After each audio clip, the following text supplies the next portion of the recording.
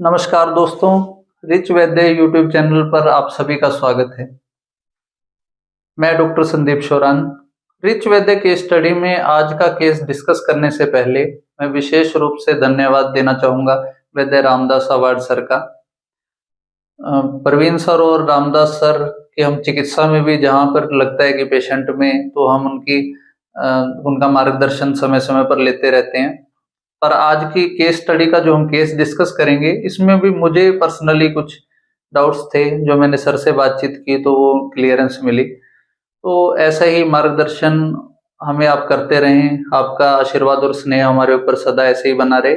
इन्हीं शब्दों के साथ अब डिस्कस करते हैं हम आज की केस स्टडी, जो कि है अंतर्विदर्दी उंडूक शोथ एक्यूट अपेंडिसाइटिस की कंडीशन एलोपैथिक में जो होती है। आपने जो डॉक्टर्स हमारे सर्जरी वार्ड में वर्क किया है एलोपैथिक में, कभी उन्होंने तो ऐसे पेशेंट्स को एनकाउंटर किया होगा। तो वो कंडीशन ऐसी होती है कि उसमें heavy doses of pain killers देने के बाद भी पेशेंट को रिलीफ नहीं मिलता है और फाइनली उनको सर्जरी एडवाइज की जाती है और कोई विकल्प नहीं होता है। लेकिन आयुर्वेद कैसे ऐसी इमरजेंसीज में को ठीक करता है, कैसे उसमें उपशय देता है, ये सभी के लिए जानने का विषय है। और विशेष रूप से वो डॉक्टर्स जो भी first prof, second prof, final में या इंटर्नशिप में है, तो आप लोगों को पता चलेगा कि इमरजेंसी को कैसे हैंडल किया जाता है आयुर्वेद से।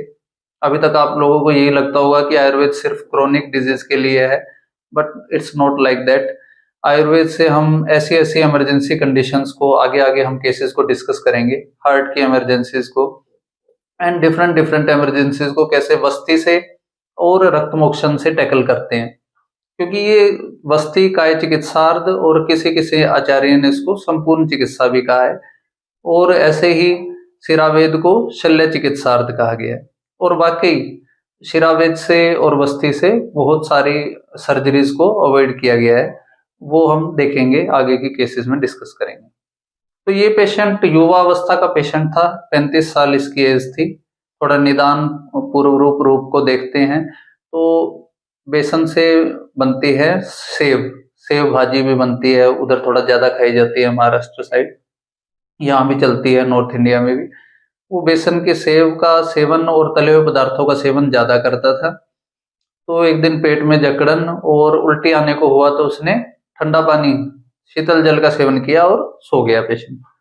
फिर लक्षण प्रकट हुए तो हल्का हल्का पेन अम्बलाइकस के नीचे, नाभि के नीचे राइट साइड में पहले हल्का पेन हुआ, फिर वो अनटॉलरेबल कंडीशन तक पेन पहुंच गया।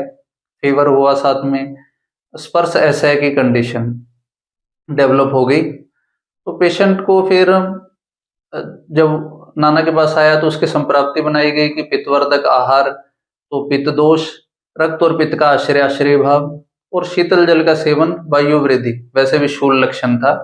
इसके अलावा फीवर था तो पेन, इन्फेक्शन की कंडीशन, तो सारे निदान से ये संप्राप्ति बनी कि ये उंडूक शोथ अंतर्विदर्दी का केस है। तो उसमें ट्रीटमेंट के लिए फिर विदर्दी की ट्रीटमेंट में कहा गया है विदर्दी अचिरुत्थ, जो ज्यादा समय विदर्दी को नहीं हुआ तो उसमें अश्र विश्राव रक्त मोक्षण किया जाता है। इसके अलावा भी जहाँ पे रक्त वृद्धि जन्य रोग हैं वहां पे विदर्दी मेंशन है। नेक्स्ट लेक्चर में हम ये डिस्कस करेंगे। तो विदर्दी रक्त वृद्धि जन्य है और रक्त वृद्धि उत्थान रक्त श्रुति विरेचने, उसमें भी रक्त वृद्धि वाले रोगों में रक्त मोक्षण और विरेचन इंडिकेटेड है। रक्त मोक्षण से क्या होता है तो सदो राग रुजाम सम, रेडनेस और पेन सद्य तुरंत उसमें लाभ मिलता है। ऐसा नहीं कि अभी हम प्रोसीजर कर रहे हैं टाइम लग रहा है, बहुत जल्दी उसमें बेनिफिट मिलता है।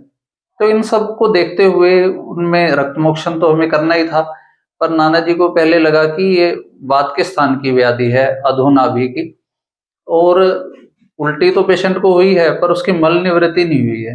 तो पहले उसको निरुवस्ती दी गई, उससे आधमान की अवस्था समाप्त हुई पर पेन अभी भी था। तो फिर उसका राइट हैंड में एल्बो जॉइंट के पास की सिरा से कुरपर संधि के यहाँ सिरावेद किया गया। उसके बाद धीरे धीरे पेन घटा, फिर पेशेंट को नींद आई, पर उसके बाद भी वो जो कंडीशन थी उसको टैकल करने के लिए नेक्स्ट डे फिर निरुवस्ती दी गई, उसके बाद फिर नेक्स्ट डे रक्त मोक्षण राइट हैंड में एल्बो जॉइंट के पास की सिरा से। तो उसके बाद फिर लगातार 5 सेशनें न्यूरोबस्ती कंटिन्यूएशन में दी। पेशेंट पूरी तरह से ठीक हो गया, कोई सिम्टम्स नहीं रहे, ना उसको फिर बाद में सर्जरी करवानी पड़ी किसी प्रकार की। और शमन औषधि के नाम पे मात्र कुबेर अक्षवटी जो वहां पे दूल्हे में बनती भी है, शूलघन और पुनर्नवा मंडूर ही उसको, पुनर्नवा गुगुल ही उसको दिया गया। तो अब आप देखेंगे कि इतना भर मतलब इतनी ऐसी कंडीशन को कैसे टैकल किया गया। इसी प्रकार के केसेस आगे भी हम डिस्कस करेंगे। इसके बाद फिर हम आज के टॉपिक को पे आएंगे जो कि है कला और अवयवों की उत्पत्ति पे। उंडूक शोथ, ये अपेंडिसाइटिस का केस मैंने क्यों डिस्कस किया ये भी आप समझेंगे जब हम अवयवों की उत्पत्ति के पार्ट में अपेंडिक्स, उंडूक, इसको आज डिस्कस करेंगे तो आप समझेंगे इसकी कैसे संप्राप्ति में रक्त की इन्वॉल्वमेंट है, कैसे किन से उत्पत्ति होती है, उसका चिकित्सा में बहुत एक मेजर रोल होता है। उस पार्ट पे भी हम आएंगे। तो स्टार्ट करते हैं पहले कला से।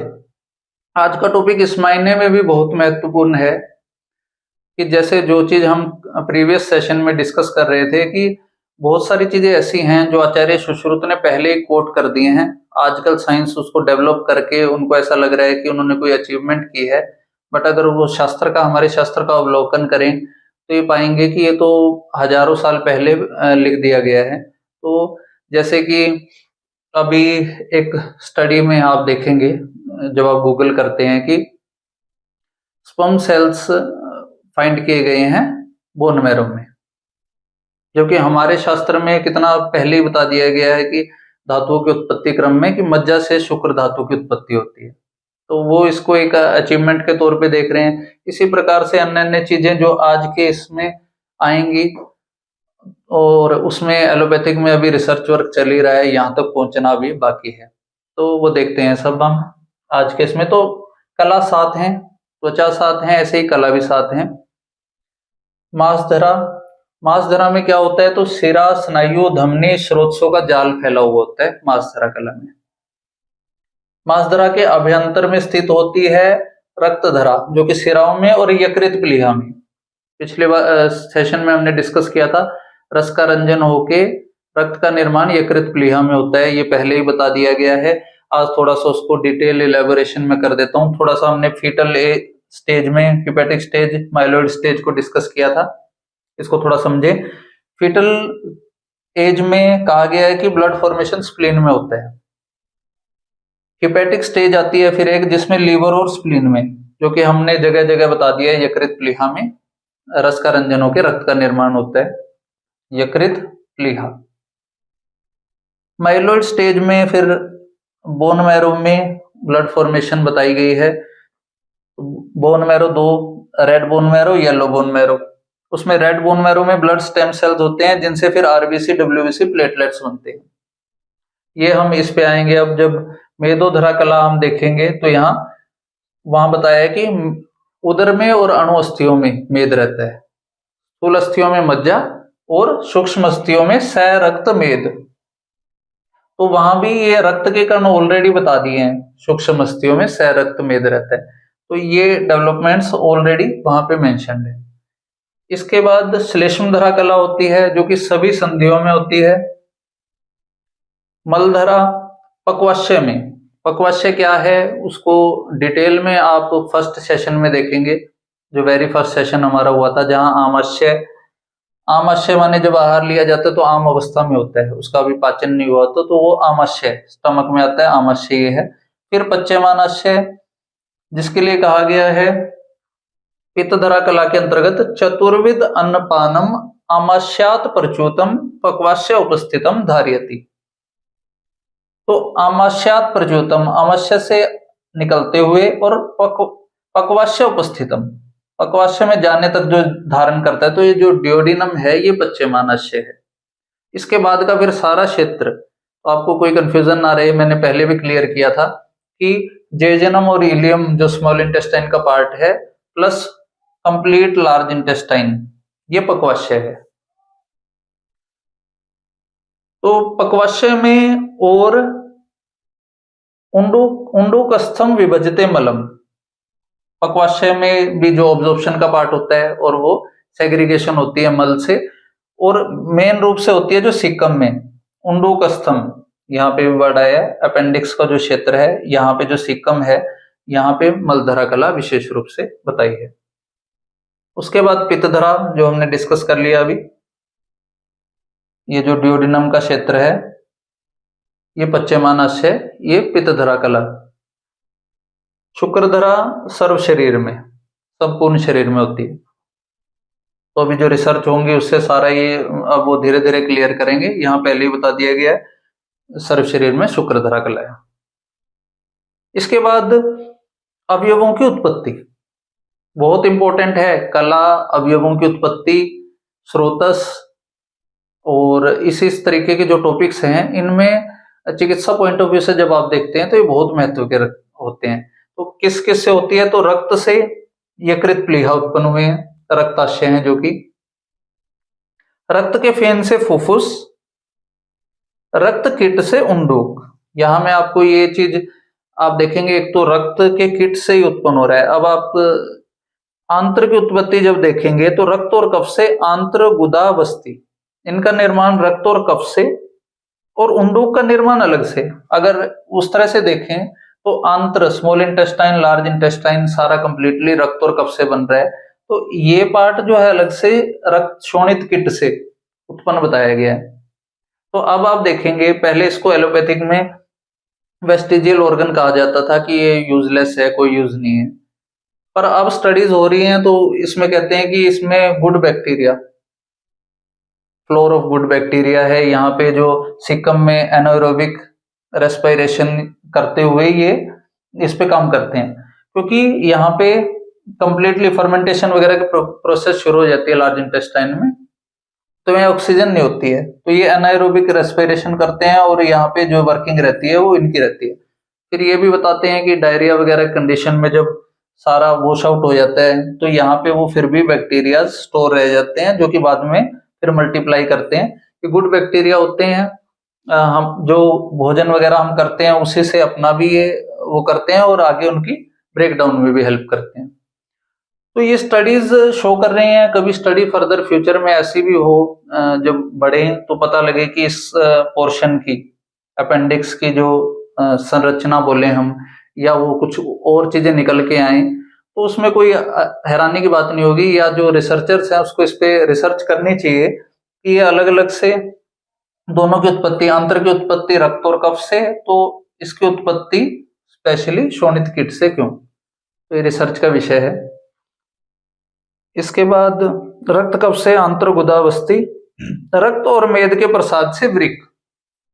अब यहाँ फ्रॉम वेरी फर्स्ट सेशन में हमने जो डायलिसिस में वमन का कंसेप्ट वो किया था, अब सारा आपको यहाँ पे क्लियर होगा कि एक तो वृक्क नाभि स्तनांतरम मध्य जंतु और आमाशय के कंसेप्ट से, नाभि और स्तनों के मध्य का अवयव है तो आमाशय के अंतर्गत आता है, आमाशय कफ का स्थान है। और एक रक्त और मेद, मेद और कफ का आश्रय भाव है, तो इस आधार पे वहां पे वमन करवाया गया था और उसमें उपशय मिला था। डायलिसिस की कंडीशन को ट्रीट किया गया था, मतलब फिर से वो डायलिसिस की प्रक्रिया नहीं करवानी पड़ी थी पेशेंट को। इसके बाद रक्त और कफ से हृदय की उत्पत्ति होती है। कफ रक्त मांस से जीवा, मांस रक्त कफ मेद से वृषण, ऊष्मा युक्त वायु मांसपेशियों का पेशियों का निर्माण करती है। मेद के स्नेह से मृदुपाक होने पे शिरा की उत्पत्ति और खरपाक होने पे स्नायु की उत्पत्ति। तो ये कला और अवयवों की उत्पत्ति का पार्ट हमने किया, यहाँ पे समझा। ये बहुत इंपॉर्टेंट है, इसको आपने इतना समझ लेना है, इतना पर्याप्त है जो चिकित्सा हम करेंगे उस पॉइंट ऑफ व्यू से।